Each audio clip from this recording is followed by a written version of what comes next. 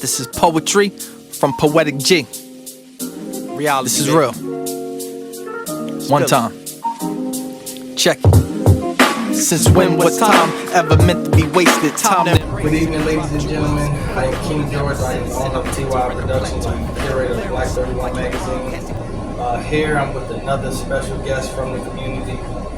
I'm here with Miss Emahni. She is a singer, a producer, a songwriter, an actor, and she has so many other hats that she wears. So, without further ado, let's introduce Miss Emahni. Let's go. Thank you so much for having me. Not a problem. So, I want to get into the story of Emahni. Who is Emahni Who? I noticed you had that you had that name when you entered into our magazine. Who is Emahni Who? Well, I mean, what's interesting is Emahni is my middle name. I ain't saying what my first name is yet. You gotta wait till I win the EGOT for the documentary. But Emahni is my middle name, and I switched around the spelling because there are other artists like in the scene who have the name Emahni. So I switched the spelling around for like trademark reasons or whatever, phonetic spelling. And then the who just kind of creates a little bit of mystery because it's like, who is she? The minute you ask that, you're gonna want to know who she is. So that was kind of that was kind of the strategy behind like the name and how I came up with that. Okay.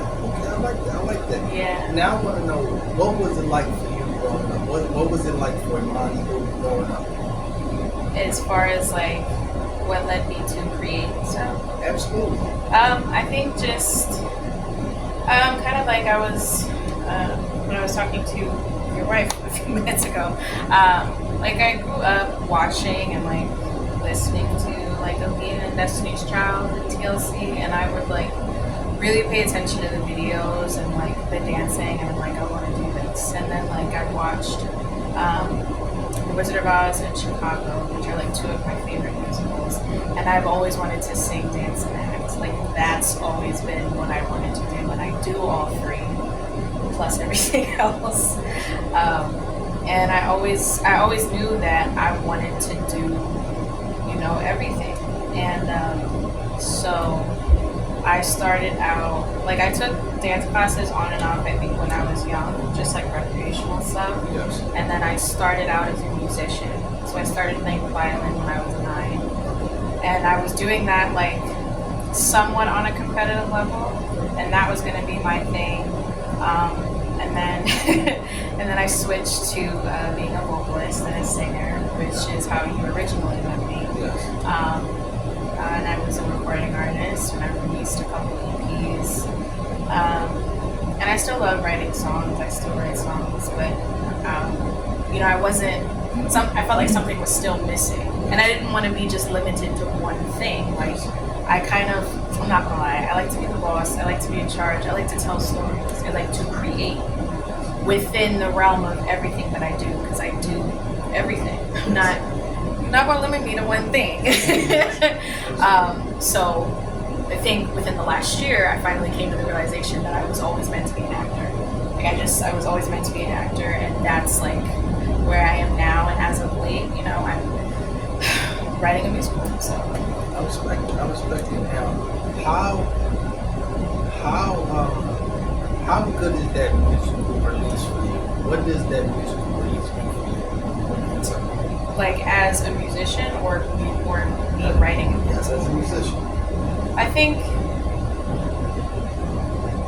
and I don't think I realized it all the years I've been playing music. I never realized the advantage that I have being a classically trained musician, because I can read music. Yes. You know what I mean? And I've been like composing music and writing my own music since I was 9. You know what I mean? Yes. At 9, I wrote my first song. Yes. So it is a different kind of release. I can't like explain it. It's when because I have a hard time like expressing my feelings, but the second I'm like playing the piano or I'm playing the violin or I'm singing, it's just like, it's like an immediate release of all of the weight and tension of whatever dark cloud was moving over my head. Yeah. You know what I mean? Like I'm able to breathe. I'm able to, like when people say take a deep breath, I can do that melodically. You know what I mean? So it's a very, and it makes me feel good because I'm like, because I'll hear myself when I'm singing and I'm like, I can't believe that's me. Or I'll be playing piano and I'm like, damn, I really wrote that. I'm the shit. Yeah. So yeah, it's yeah. So I got a question. Why do you like expressing? Why do you? For a multitude of reasons. I feel like there's a masculine side to me and then there's a feminine side. Like the masculine side of me is like, feelings. We don't do that. Sweep it under the rug. You know what I mean? I don't want to. And then it's like the feminine part of me is like really, really emotional. Like I'll cry at a good tearjerker movie, you know. And if I'm really overwhelmed with whatever or like heartbreak, and we all know that, yeah, I'll cry. But then it's like, as far as deliberately saying how I feel, that's always been difficult because I have a hard time opening up emotionally, and it's part of it is like a way to protect myself. It's a trust thing, you know. Yeah, it's a trust thing. We want you to know that it's a safe space here. It's a safe space for you to feel whatever you want to get off your chest. You can get off your chest. Yay. Most importantly, how do you feel about being in Black 31, and how has it inspired you? I think it's really amazing the platform that you created for independent artists because you don't really see this a lot. The opportunity to like gain, exposure as an independent artist, the underground art scene, period. It is somewhat easy to like get the exposure, but this is the interviews and like and stuff like that is also a significant part of it. And so having the Black 31 media outlet, I think is just, I've always respected like what you guys do and what it just provides to the scene. I think it's so cool. And then for you guys to have mentioned me as much as you have, and the constant support, and just really, I guess, like appreciating my artistry is very humbling, and I appreciate it a lot. And it's part of the driving force that makes me want to keep creating. So, yeah. Respect this so much. Now, just to backtrack, I noticed that you said something about violin. You've been writing since age 9. Yeah. What's your favorite instrument? Now, I know that you play the violin, but what's your favorite instrument?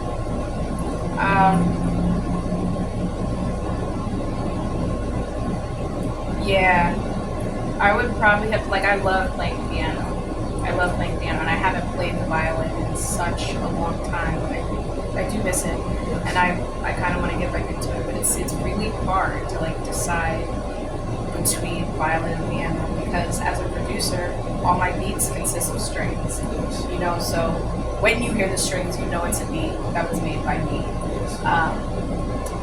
And it was just a part of my life for so long. So I feel like strings are probably my favorite. They just make everything so beautiful. So yeah, I'm gonna have to go with strings for sure.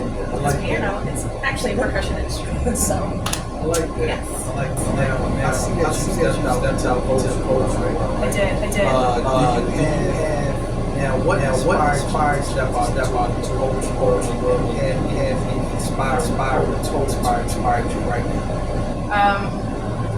Well, the funny thing is, I've been writing poetry since I was 13. Never really shared any of my poetry like that, unless it was like with friends or maybe like for a class assignment. And then I think I wanted to sort of, like take a break from music, and I wanted to try, like I've always been attracted to words. I love words. I love speaking. I love poetry is essentially what led me to acting, and I do have a few. know Lex unapologetically? Yes. Insane. Like she's insane. Yes, Steph Ox. Yes. Insane. There's oh my gosh, there's so many others.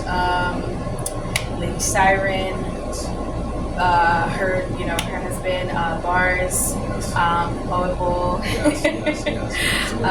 T. Sleeveless. Yes. All of the people I just mentioned are like truly gifted, like as poets. Voices, everyone knows voices in power. So like obviously the co-creator of that, or the founder of that, the space that holds for poets. There's so many I'm thinking about right now. Yes. So many. And they've all like had a significant impact on me. I'm honored and blessed to be able to call some of them like my friends. They inspire me a lot. I was especially whenever I watch Steph, Lady Siren, Mars, or Lex. Whenever I watch them perform, it makes me heavily consider like performing poetry, and they're just so gifted with words. It's like watching a movie that you don't want to end. So I wanted to give it a try. I competed in my first slam, I think this year actually. I didn't place. It was actually through Women, Wines and Words, beautiful poetry platform. She's insane too. She's insanely talented. All of these people are that I just mentioned. There's so many. DTL, which is another really cool poetry open mic. There are all these safe spaces. There are all these beautiful poetry outlets, like just here within Philly, and I think it's amazing. I respect it so much. There's so many wonderful poets. And shout out to all the poets that she just named. Seriously, like I love you guys. Yeah, absolutely. The journey of poetry, art, reading, music, producing, directing. How did you get into acting?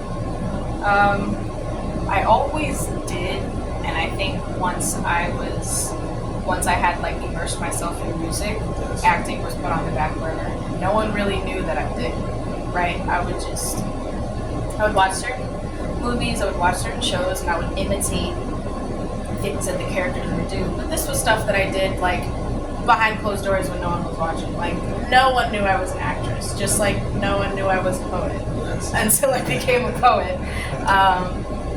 And I'm the happiest I've ever felt since coming to terms with wanting to be an actor, because it's where I fit. Acting allows me to do everything, and I want to do everything. I respect that. Yeah, and poetry is what led me to that, because there's so much acting that happens when you're doing poetry. I mean, it's literally like a monologue about your life. Yes. Or whatever it is that you're talking about, whether it's social issues or whatever. I would see the performance part of being a poet, and I'm like, that's why I'm on it. Absolutely, you must pursue the dream. You got to. Yeah. So, what do the pursuit of happiness mean to you? That's a really good question. Mainly because I never thought it was possible for me to be happy. Diaries of a Sad Girl. But I think it's doing what you want to do. You know, especially like pursuing a career in this business. There are a lot of people who aren't going to agree and are going to be like, you have to have a backup plan. Obviously, working, right? Like having a 9-to-5 is a necessary evil in order to pursue your dreams. But the end goal is to be able to do stuff like this full time. Absolutely. You know, so like, but you have to be delulu enough to think it'll happen. Like, you gotta be delusional, and you have to be aggressively persistent within reason. Don't like stalk people and stuff, but but you do need to be kind of relentless in that pursuit of happiness. If this is something you want to do, whether it's music or poetry or dance or acting. Yes. Oh wait, I do all of that. But I'm saying, like, yeah, my persistence, I refuse, like, because I just, especially as an actor, I know that rejection is inevitable. I could go on 1,000 auditions and I may get like 5 callbacks. I'm only booking like 1 role. You know what I mean? That's the ratio. It is really a numbers game. You are gonna get a lot of no's before yeses, and it's crazy because like I have a hard time with rejection. Right? I'm pursuing a career that literally endorses rejection. But like, I don't care. Like, because I don't take no for an answer. I'm relentless because I go for what I want. Like, I want what I want. And I'm gonna get what I want. Because 8 times out of 10, I get what I want. So, so yeah. Absolutely. And you gotta go for what you want. Yeah, you have to. You gotta go for your dreams. You know, and I have regrets. Your purpose. Yes, which honestly, I feel like that's what the pursuit of happiness boils down to. Once you know your purpose, it kind of just lays the groundwork for, you know, you to kind of be on the upward trajectory towards the pursuit of happiness. Once you've established what your purpose is. Yes, and what exactly helped you find your purpose? There's a lot of support that I feel like I've had from my friends in the scene and outside of the scene. My 2 best friends are actors, number 1, which is sort of what led me to really come to terms with acting being that roadmap to the pursuit of happiness and my purpose. A lot of family support, you know what I mean? My grandmother, my brother, my mom, particularly my grandmother and my mom, as well as my aunts. They saw it in me before I saw it in myself.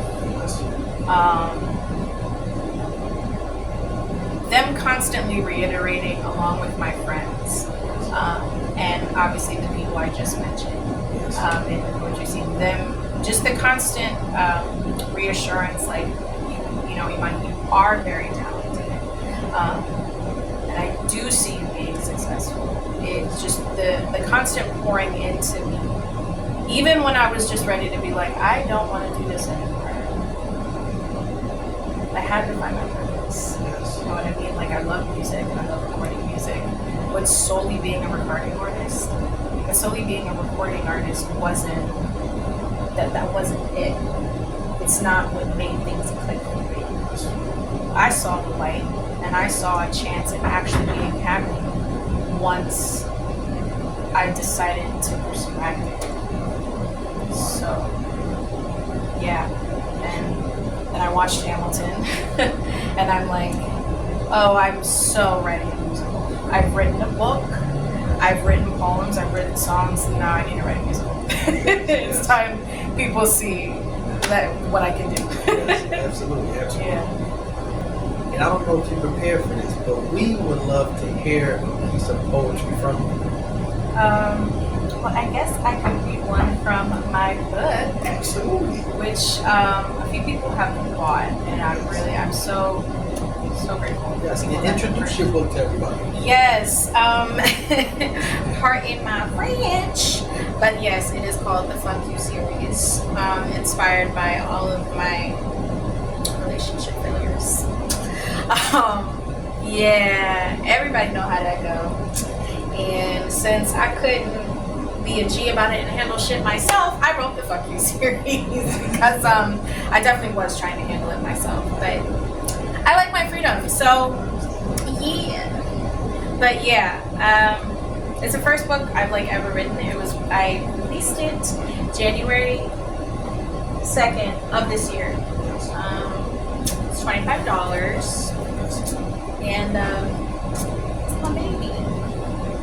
I'll try and find. Let's see, because I haven't haven't read poetry in quite some time. Let's see. We good. I don't even gotta be in the scene. You can just.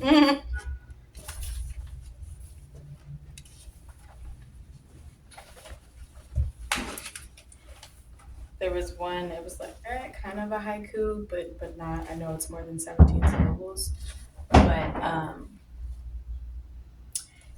I guess I would have to give like I like to give trigger warnings ahead of time because the book encompasses just a lot of different issues, and I don't want to like, you know. We fine. We just want to hear the side of Imani. That's all. It's a safe space for you to share your work. You sure? Because the first few lines. Absolutely.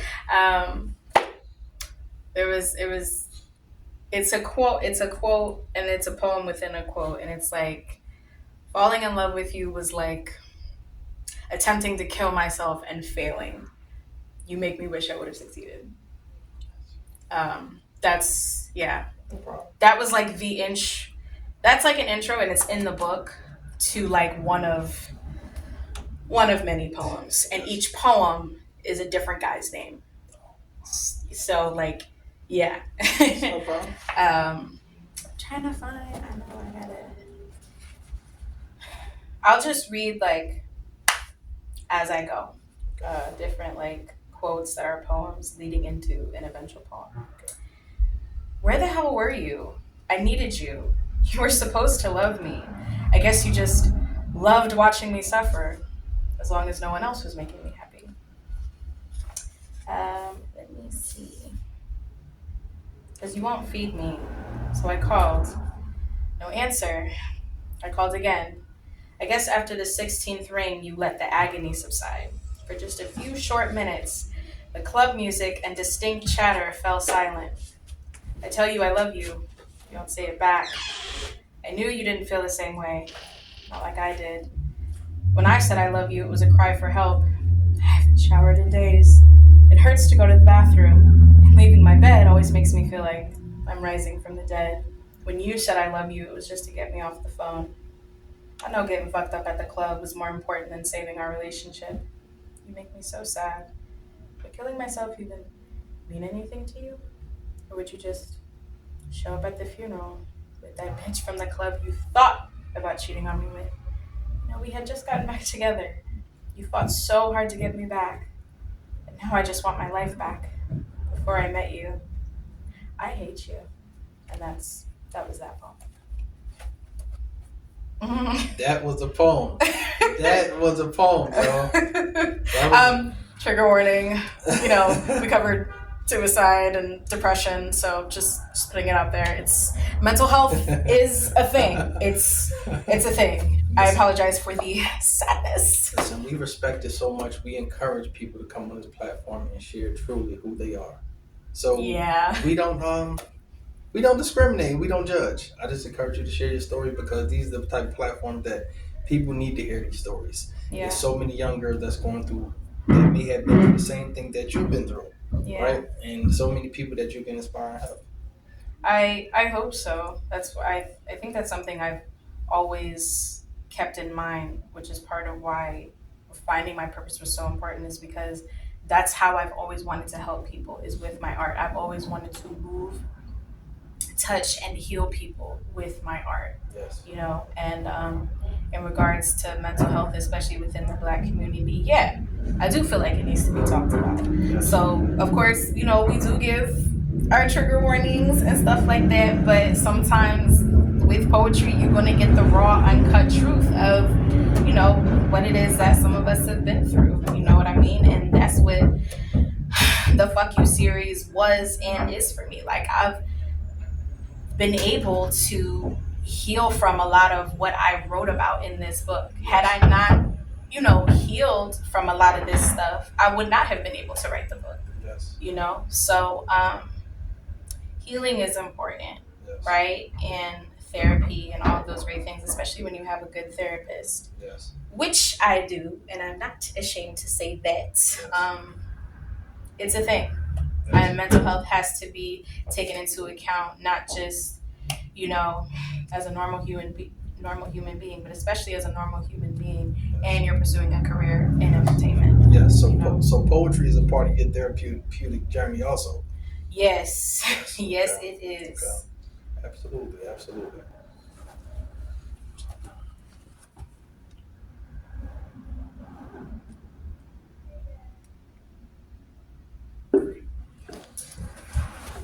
So Guard your mind, protect your mental health, protect your peace. Mental health is so important, and it needs to be talked about as much as possible, especially within the Black community. yes, yes, absolutely, absolutely, absolutely. So much. And you're not alone. So many people can relate. So many good jewels she dropping right now. So listen, before we wrap up, right? I want to know, do you have any advice for young women growing Mhm. up who have who you believe that are experiencing something that you have been through, Yeah. or just young ladies who plan on pursuing their dream within acting, um, singing, the arts? Mhm. What advice do you have to keep these young ladies' mind focused and most importantly, just fulfilling their purpose? It kind of like what I said before, like you have to be delusional about your dreams Yes. in the, within reason. Like, believe it's gonna happen. Believe you're gonna win the EGOT. You know what I'm saying? Yes. I do. Lean on people, as far as like, if you're like, well, at least, when you hit like 14, 15, you kind of know who you can trust and who your best friends is and whatever. And if it's family, like, not everyone has the best family dynamic, and I know like what life is like at home can really factor into how you just kind of operate in your daily life. Yes. So I would say to yeah, just advocate for yourself. Yes. You really have to advocate for yourself. I think that's so crucial and so important. I really wish like that's something I wish someone would have told me growing up. It's so important. You don't have to suffer in silence. Yes. You know what I mean? And your dreams do matter, and you are important, and you are meant to be here, and you have a purpose, and if it's in entertainment, or if it's not necessarily in the field of the arts, whatever your purpose is, Yes. it exists and it's there, and you, as much as anybody else, you deserve to be here. Absolutely. Absolutely. Yeah. Did y'all hear that? Do not suffer in silence. That's what she said. Mhm. So, And don't give up. and don't give up. There are going to be times where you want to, breaks are needed. Taking breaks are needed, even if it's, a 6-month hiatus or a 2-year hiatus. Take the breaks, as needed, but do not give up. Keep going, advocate for yourself, and lean on the people that you can trust, because it does take a village. Absolutely. You know, yeah. Fight, honestly. Y'all heard exactly what she said. Don't give up. It take a village. So, where can the people find you at? You can follow me on IG at it's all lowercase, EMAH.NIWHO. Um, yep, on Instagram, and there you will also find the link to my book, The Bucky series. It is on Amazon for $25, and I also always have copies with me, so you can obviously contact me directly, and I'll bring you a copy. And yeah, just stay tuned for more that I have coming up. Let's go. Let's go. That was amazing. That was amazing. Thank you so much. Thank you so much for even showing up and taking the opportunity to come out to the platform. Each and every week, y'all, I want y'all to tap in. Every Tuesday and Thursday, we will be hitting y'all with another special guest that's for the community and that's doing great things. Peace and love. Think of poetry.